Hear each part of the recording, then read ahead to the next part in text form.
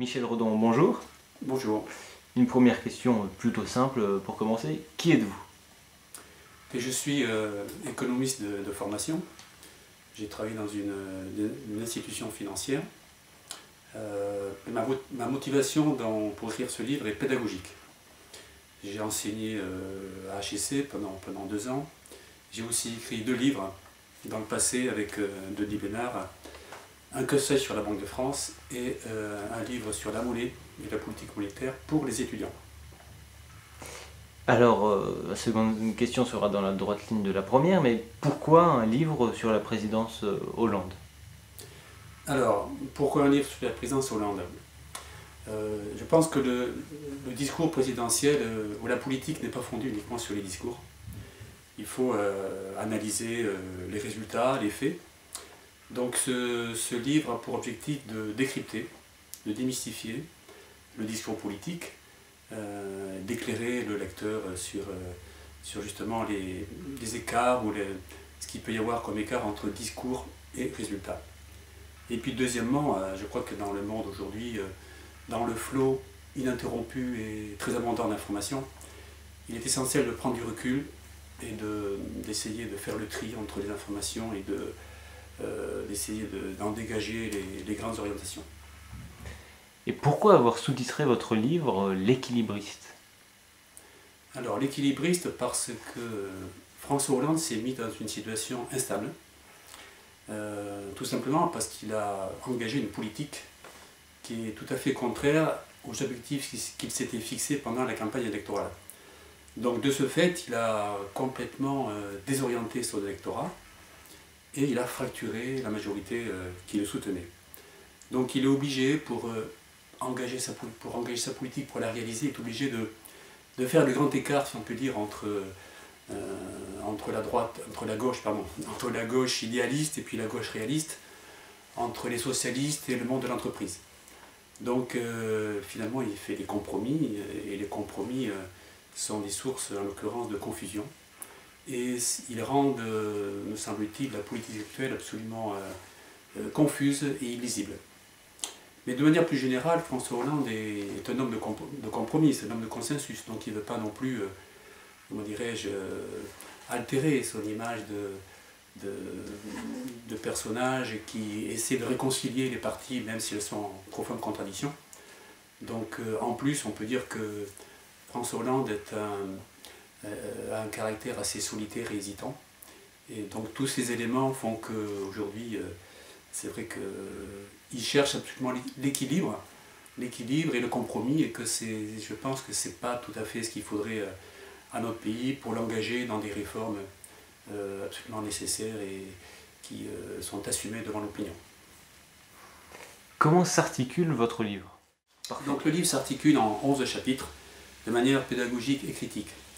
Je commence par l'été 2012, au cours duquel François Hollande a accepté le pacte budgétaire européen, qui donc est contraire à la politique qu'il voulait mener de relance économique.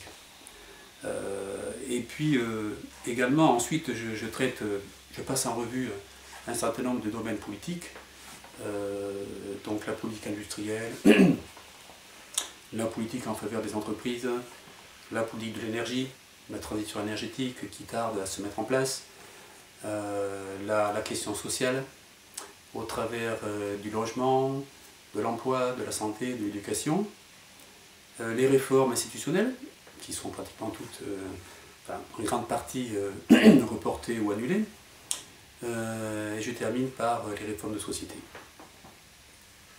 Qu'est-ce que votre livre met en valeur? Donc le livre met en valeur l'ambiguïté de la politique menée, qui est la conséquence d'ailleurs du compromis permanent. Si on fait des compromis, forcément la politique devient ambiguë et on ne sait pas trop ce que François Hollande veut faire. François Hollande est comme le funambule sur un film, on peut le comparer à un funambule qui penche tantôt à droite, tantôt à gauche au gré des rapports de force, et au final, la politique suivie n'est pas très évidente. Donc pourquoi est-elle ambiguë? Parce que d'abord, les promesses de la campagne n'ont pas été tenues. Enfin, on peut prendre une promesse emblématique comme la taxe à 75%, qui était censé taxer les très hauts revenus, et finalement qui a été abandonné dans la forme où il était prévu au départ. Ou peut-être aussi l'engagement qu'avait pris François Hollande devant les ouvriers d'ArcelorMittal à Florange, quand il s'était engagé à obliger un chef d'entreprise qui allait céder son entreprise à trouver un repreneur. Cette loi a été aussi assez galvaudée dans son résultat final. Il y a les réformes. Les réformes sont très timorées et sont toujours à mi-chemin entre l'objectif et finalement ce qu'il fallait faire. Je prends par exemple la réforme bancaire. On sait tous, on a tous entendu parler du fameux discours du Bourget, où François avait dit « l'ennemi c'est la finance ».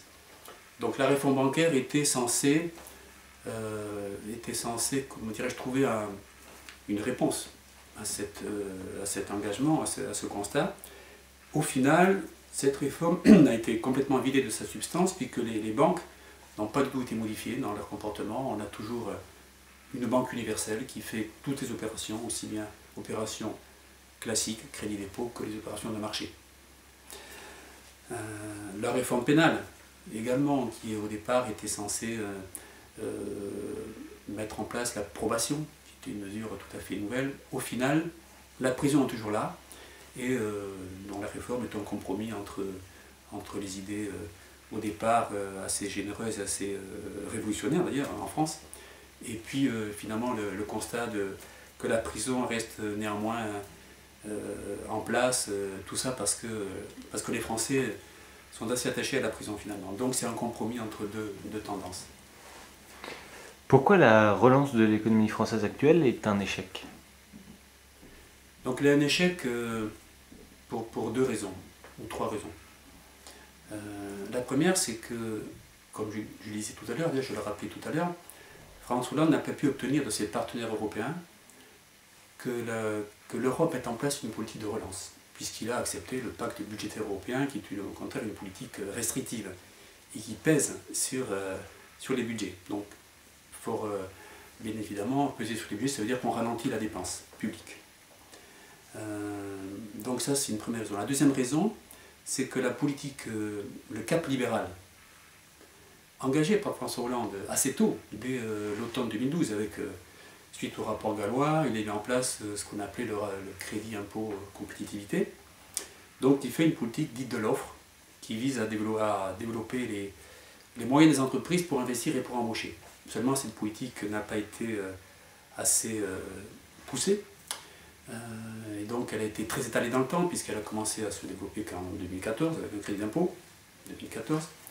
Et puis elle a été aussi elle a été mal ciblée, puisqu'elle ne visait pas les entreprises qui auraient pu justement investir et exporter, puisque le crédit d'impôt était limité aux entreprises qui payent les salaires jusqu'à 2,5 fois le SMIC. Donc la plupart des entreprises qui sont assez performantes et dynamiques sont au-dessus de ce plafond.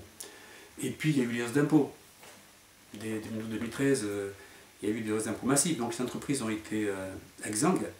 Et finalement, les mesures de soutien qui sont venues après, pour l'instant, n'ont servi qu'à soulager les trésoreries. Donc, in fine, finalement, développer l'investissement, développer l'exportation, ça n'a pas été, pour l'instant, un résultat probant.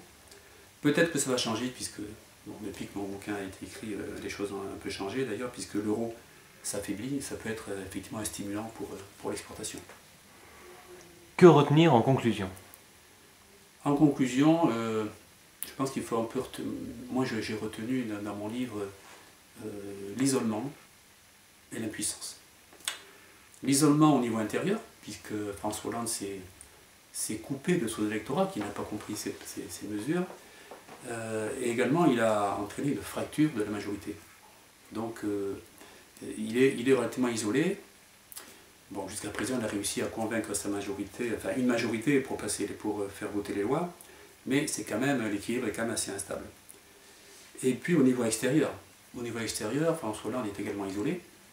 Au niveau européen, parce que c'est quand même chose qui est le plus important, au niveau européen, il a contre lui beaucoup de pays qui lui reprochent de ne pas avoir mené une politique, de ne pas avoir réduit les déficits budgétaires, notamment bien sûr l'Allemagne. Et Angela Merkel ne rate pas une occasion, je peux dire, de critiquer l'absence de réformes structurelle ou de réduction des déficits budgétaires. Donc voilà, donc il est relativement isolé. On peut rajouter simplement aussi en conclusion que sa politique étrangère en Afrique également n'a pas eu l'assentiment de ses alliés européens. La France fait un peu cavalier seul. Bon, elle a été un peu aidée au niveau logistique par quelques pays, également par les États-Unis bien sûr, mais il est quand même relativement isolé également dans ce domaine.